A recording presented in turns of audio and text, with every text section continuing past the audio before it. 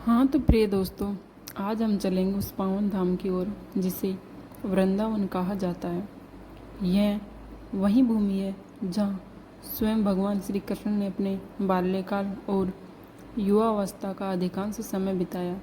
वृंदावन का नाम सुनते ही हमारे मन में राधा कृष्ण की छवि, बांसुरी की मधुर धुन और प्रेम से भरे वृक्षों की छाँव ताज़ा हो जाती है।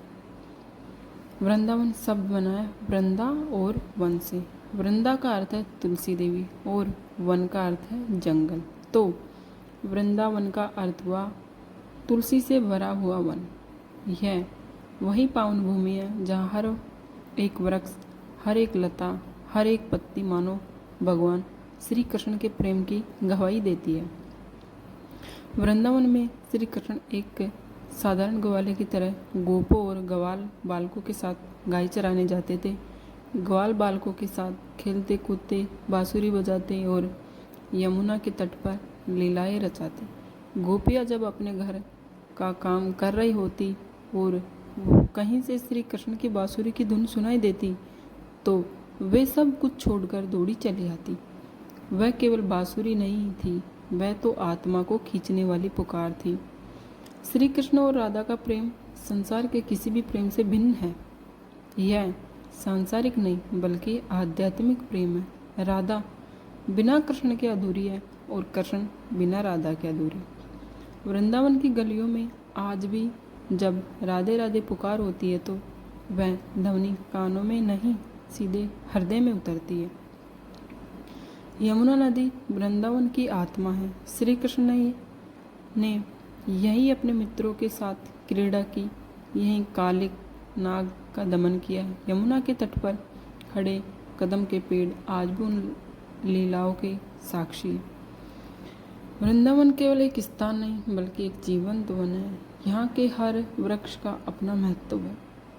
कदम का पेड़ जहाँ श्री कृष्ण झूला झूलते और गोपियों के संग रास रचाते थे। तामल वृक्ष जिनके नीचे बैठकर कृष्ण अपनी बांसुरी बजाते थे। पीलू वृक्ष जिनका उल्लेख कहीं कथाओं में आता है।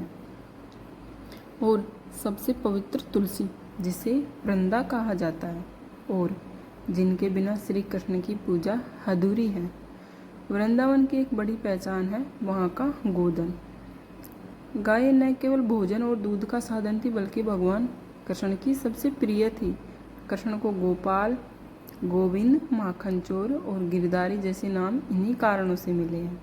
गायों को चराना, उन्हें पुकारना और उनके साथ खेलना, यह सब कृष्ण की लीलाओं का अभिन्न हिस्सा था। वृंदावन की सबसे सुंदर लीला है रास लीला। पूर्णिमा की रात, यमुना तट, कदम के पेड़ और चारों ओर चमकते तारे।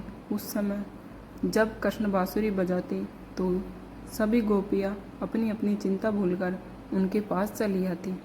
हर गोपी को लगता कि कृष्ण केवल उसी के साथ नृत्य कर रहे हैं। यह है रासलीला का रहस्य। समय बदल गया है पर वृंदावन आज भी अपनी पवित्रता और दिव्यता से भरा हुआ है।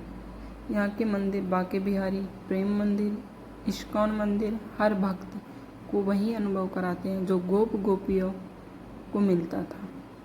जब भी कोई वृंदावन आता है और राधे राधे कहता है तो मानो वह सीधे कृष्ण